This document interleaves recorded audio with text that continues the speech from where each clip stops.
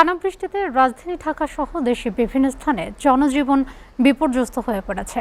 রাজধানীতে দেখা দিয়েছে জলাবদ্ধতা, সড়কে দীর্ঘ যানজটে ভোগান্তিতে পড়েছেন অফিসগামী ও খেটে খাওয়া মানুষ। এদিকে আগামী 24 ঘন্টায় ভারী থেকে অতি ভারী বৃষ্টির আশঙ্কার কথা জানিয়েছে আবহাওয়া বিভাগ। হাসিবুল ইসলাম শান্তর প্রতিবেদন।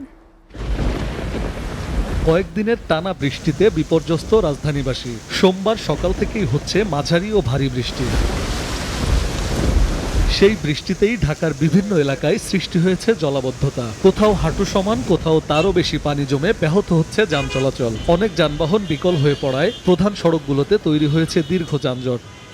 মানুষ যদি, আমরা জনগণ যদি একটু সচেতন হই, ড্রেনগুলি যদি ভালো থাকে, তাহলে আমাদের এই জলাবদ্ধতা থাকে না। এই অঞ্চলের ভিতরে অনেক নিচে জায়গা আছে, সেখানে কিন্তু পানি থাকে না। আর এই জায়গা কিন্তু ট্যাক জায়গা, অনেক উঁচু জায়গা। এখানে 20 বছরে এই রকমই পানি, বৃষ্টি নামলে পানি বেঁধে যায়। জলাবদ্ধতা যে হয়, সমস্যা তো সবারই হয়, আমাদেরও হচ্ছে।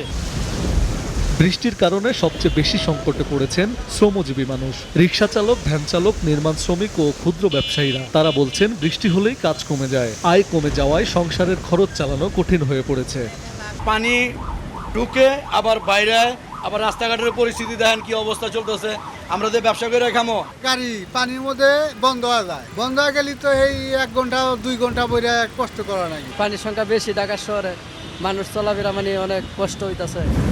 আবহাওয়া অধিদপ্তর জানিয়েছে সক্রিয় মৌসুমি বায়ুর প্রভাবে দুপুর 12টা থেকে পরবর্তী 24 ঘন্টায় ঢাকা সহ দেশের বেশ কিছু এলাকায় 44 থেকে 88 মিলিমিটার পর্যন্ত ভারী ও 188 মিলিমিটার পর্যন্ত অতি ভারী বৃষ্টিপাত হতে পারে। সাধারণত এই ধরনের ভারী বৃষ্টিপাত শুরু হলে 1 থেকে 3 দিন ন্যূনতম তার স্থায়িত্ব থাকে, মাঝে মধ্যে তার ব্যত্যয় ঘটে। এই মৌসুমে ঢাকায় গত 27 ঘন্টায় সবচেয়ে বেশি বৃষ্টিপাত রেকর্ড করা হয়েছে।